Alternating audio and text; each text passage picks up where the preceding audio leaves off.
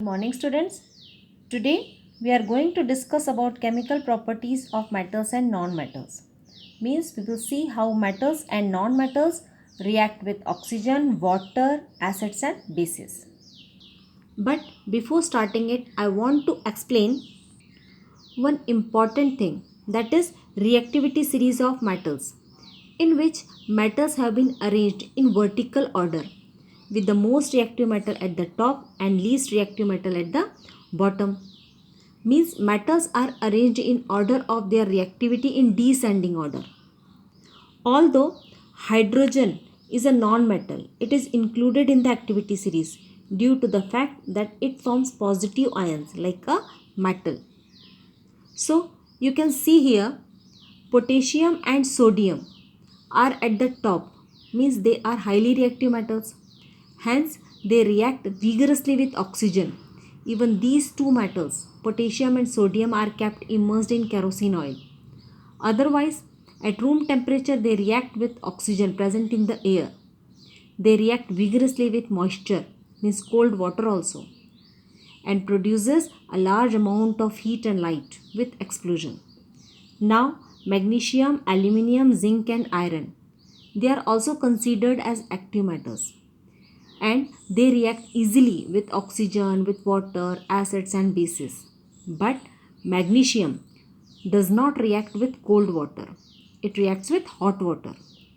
Whereas aluminium, zinc and iron, they react with steam. Now, the most important thing is the metals above the hydrogen are more reactive than hydrogen. These metals can displace hydrogen from acids or water and liberate hydrogen gas. Means they all react with acid and water. But the metals copper, mercury, silver, gold, platinum are less reactive than hydrogen, and they do not displace hydrogen from acid and water. Means they do not react with acid or water. So in this way activity of metals decrease when we go down. Now after understanding this series, it is very easy to understand the chemical reaction of metals and non-metals with oxygen, water, acids and bases. With the help of the reactivity series, we can examine the reaction of metals with oxygen, water, acids and other reagents. Now let's start with chemical properties of metals and non-metals. First, reaction with oxygen, metals. Metal react with oxygen to form metal oxide, which reacts with water to form base. So in general, metallic oxides are basic in nature. For example, sodium metal reacts vigorously with oxygen present in the air to form sodium oxide. This sodium oxide is basic oxide which reacts with water to form base called sodium hydroxide. And zinc metal burns in air only on strong heating to form zinc oxide. This is a sign of heating.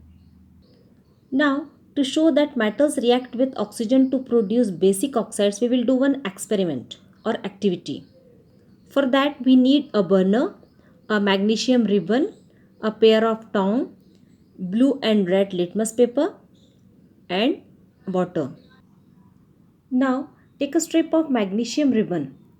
Hold one end of it with a pair of tongs and heat it with the other end over the spirit lamp. Collect the ash in a test tube, add a little water and stir it well. Test the solution with blue and red litmus paper.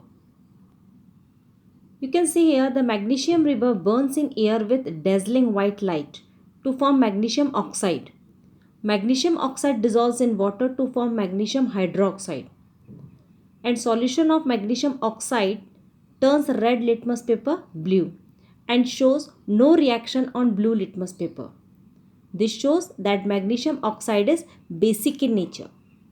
And the reaction involves in this reaction is magnesium burns within air to form magnesium oxide, when magnesium oxide dissolves in water to form magnesium hydroxide, which is basic in nature. Now our next topic is corrosion. What do you mean by the corrosion? You must have observed that iron articles are shiny when new but get coated with reddish brown powder when left for some time. This process is commonly known as rusting of iron. It is a process in which an iron reacts with atmospheric oxygen and moisture to form reddish brown substance iron oxide, which is commonly known as rust.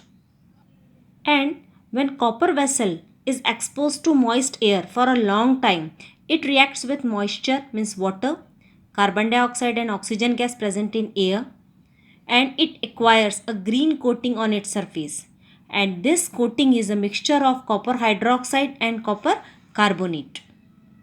So, commonly we can say when a metal is attacked by substances around it such as moisture, acids, etc., it is said to corrode, and this process is called corrosion. Now, the corrosion of metals can be prevented by oiling or greasing, painting, alloying, galvanizing, electroplating. Let's discuss one by one. Oiling or greasing. Covering the surface of the metal with enamel and lacquer helps to protect the metal against corrosion. Parts of machines that move can be protected by coating layers of water repellent, oil or grease. Second is painting.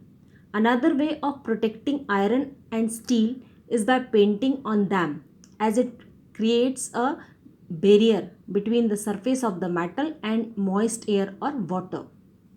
Third one is alloying. An alloy is a mixture of two or more metals. Alloying is a process where metals like iron or steel are mixed with a less reactive metal like chromium, magnesium, etc. for protection against corrosion and to create non-rusting alloys. For example, brass is an alloy which consists of copper, is a cheap and non-reactive alloy. Another example of a non-rusting alloy is stainless steel, a mixture of iron and carbon. Now next is galvanizing. Coating iron or steel with zinc to prevent corrosion is known as galvanizing. Electroplating. Electroplating is a process where a metal is coated with electrolytic deposition with chromium, silver or another metal. It is one of the most popular and common methods to prevent corrosion. Now, the next topic is reaction of oxygen with non-metals. When non-metal reacts with oxygen to form non-metallic oxides. These oxides are acidic oxides because they react with water to form acids. These acidic oxides of non-metals turn blue litmus solution red. For example, carbon is a non-metal. When it reacts with oxygen, it forms carbon dioxide gas, which is acidic in nature. Why? Because when carbon dioxide reacts with water, it gives carbonic acid H2CO3, which turns blue litmus paper red. Now, to show that non-metals react with oxygen to produce acidic oxide, we will do one activity. For this activity, we need sulfur, a deflagrating spoon, burner, gas jar with lid, blue litmus paper and water. Take small amount of sulfur powder in a spoon and heat it over a flame of a burner. After some time, the sulfur starts burning with a blue flame. As soon as the sulfur starts burning, lower the spoon inside the gas jar. After all the sulfur has burned, remove the spoon from the gas jar and cover it with a lid. The gas jar now contains sulfur dioxide gas. Now add 20 ml of water into the gas jar and test the solution with blue litmus paper. In this activity, sulfur burns in air to form sulfur dioxide, which is acidic in nature.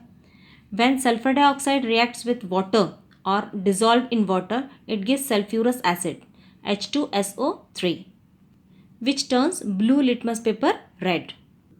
It proves that non-metal react with oxygen to produce acidic oxide. Now in the next lecture we will discuss about reaction with water. Thank you. Have a nice day.